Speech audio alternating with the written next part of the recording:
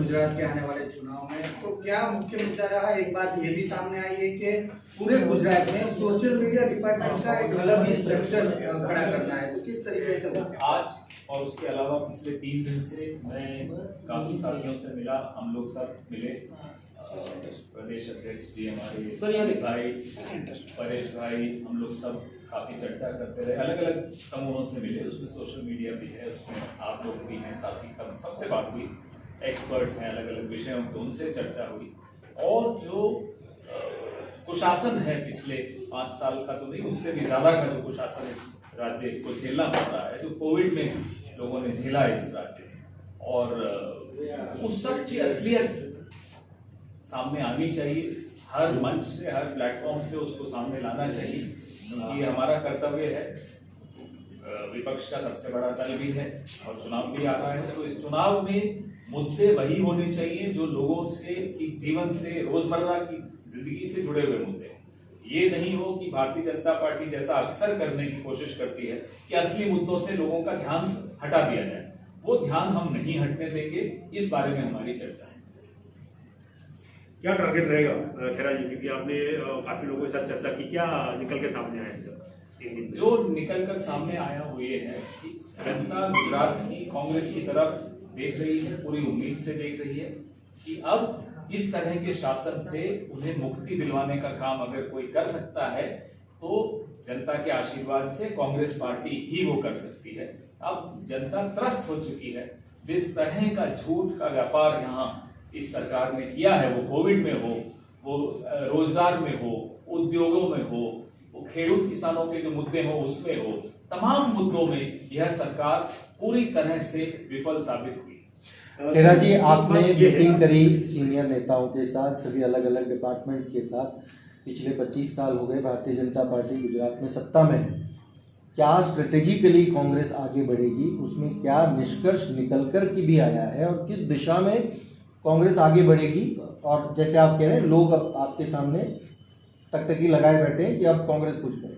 चर्चाएं हमारी जारी रहेंगी, लेकिन जो निष्कर्ष है वो ये है कि हमें जनता से जुड़े हुए मुद्दों पर अडिग रहना है, हम अपने रास्ते से नहीं भटकेंगे। भारतीय जनता पार्टी कितनी ही कोशिश कर ले फिर से धोखा देने की लोगों को, ये मुद्दा नहीं किसी और मुद्दे पे ले जाए, बांटने वाले मुद्दे पर ले जाए, कोई गुजरात का एक भी व्यक्ति अब बटने बांटने की भाषा सुनने को या बोलने को तैयार नहीं है।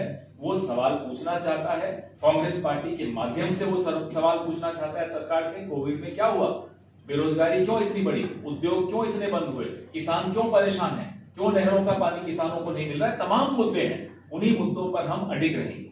खेरा जी, जब भी चुनाव आता है, पर्टिकुलर गुजरात की बात करें तो गुजरात को भाजपा की प्रयोगशाला माना जाता है, और चाहे कितना भी विकास की बात पूरे 4 साल हो, जैसे चुनाव आता है गाय और गौ और हिंदुत्व वाली बात आ जाती है, तो कैसे डिफाइन करेंगे इसको, क्योंकि वो काफी मुश्किल वाली बात हो जाती है कांग्रेस के लिए?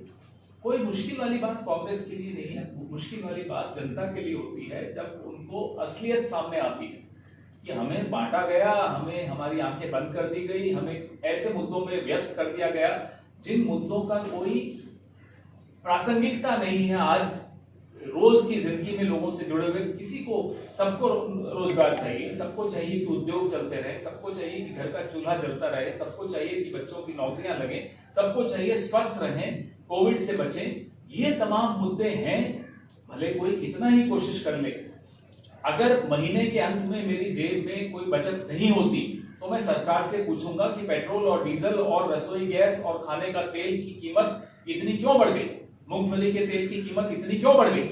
ये मुद्दे तो आप बच नहीं सकते, सरकार में जो बैठे हैं उन्हें समझ लेना चाहिए, इन सवालों से अब वो बच के नहीं भाग सकते। आप कैसे डिफाइन करेंगे हिंदुत्व वाले मुद्दे को? हिंदुत्व वाले मुद्दे को कैसे आप प्रोटेक्ट करेंगे? नहीं, इसमें प्रोटेक्ट करने वाली बात ही नहीं, ये मुद्दा नहीं है, यह मुद्दा एक आर्टिफिशियल मुद्दा है जिसको ये बनाया जा रहा है। समाज एक रहता है और गुजरात सबसे ज्यादा एक उदाहरण गांधी जी और हमारे सरदार पटेल साहब की जमीन है। ये सबसे बड़ा उदाहरण है कि कैसे एक होकर संघर्ष करके अंग्रेजों से मुक्ति भारत को दिलवाई। गुजरात सबसे ज्यादा अग्रणी रहा उसमें। तो गुजरात किसी की प्रयोगशाला नहीं है। गुजरात अगर प्रयोगशाला है तो सत्याग्रह की प्रयोगशाला है, गांधीवाद की प्रयोगशाला है और कांग्रेस की प्रयोगशाला है।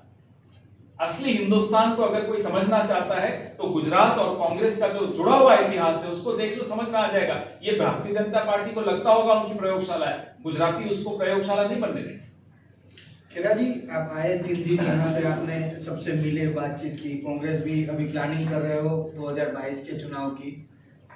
प्रभारी की बात आती है तो कोई कुछ बोलता नहीं है, क्या आप बोलना चाहोगे प्रभारी कब तक आएंगे? क्योंकि प्रभारी की बात नहीं है, सीएलपी और पीसीसी चीफ की भी बात है, वो भी मुद्दा कहीं ना कहीं असमंजस में फंसा हुआ है।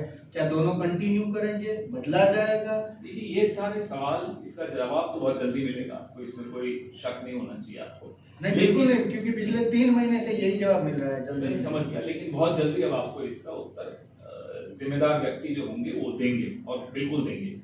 लेकिन मैं यह देखकर बड़ा खुश होता हूं यहाँ आकर कि हमारे काम, जो हमारी गतिविधियां हैं, उसमें किसी ने कोई कमी नहीं आने दी। हमारे ऑफिस बेयरर्स, वो निरंतरता से चल रहा है। वो न्याय यात्रा हो, वो कोविड के प्रति जो जवाबदेही सरकार की सुनिश्चित करनी हो, तमाम मुद्दे उठाने हो, उसमें कहीं कांग्रेस पार्टी के किसी भी ऑफिस बेयरर ने, वो हमारे प्रमुख श्री हो, वो हमारे परेश भाई हो, और तमाम जितने हमारे ऑफिस बेयरर्स हैं, किसी ने कोई कमी नहीं आने दी। उत्साह बरकरार है। इसलिए व्यक्ति कौन आता है, क्या बनता है, उसको क्या पद मिलता है, उसका कद क्या है, उसका वजन क्या है, ये सब कोई मायने नहीं रखता इस पार्टी के सामने। हमारी पार्टी अपना कर्तव्य समझती है और वो इस प्रदेश को भारतीय जनता पार्टी से मुक्ति दिलवाने की राह पर बिल्कुल सक्रिय रूप से अग्रसर है। पवन जी, आपकी 3 दिन की बैठक के दौरान आपने चर्चा की, सीनियर नेताओं के साथ बातचीत की है, उसमें आने वाले दिनों में कुछ आप एक अच्छा एक माहौल बना के एक पूरा आंदोलन के दौर पे जाने वाले हैं, कुछ गुजरात बचाओ टाइटल के पूरा प्रोग्राम करने वाले हैं आने वाले दिनों में। कुछ किस तरह का वो प्रोग्राम रहेगा, किस तरह का आप प्रजा के बीच में? वो सारी चर्चा हम लोग कर रहे हैं, और तमाम नेताओं से भी, दिल्ली में भी, यहाँ भी। और उसके बाद जो निष्कर्ष निकलेगा, क्या उसका टाइटल है, क्या उसकी थीम होगी, वो सब आपसे साझा जरूर होगी। ऐसे ही अन्य खबरों के लिए चैनल को सब्सक्राइब कीजिए। खबरों का नोटिफिकेशन पाने के लिए बेल आइकॉन को जरूर दबाएं।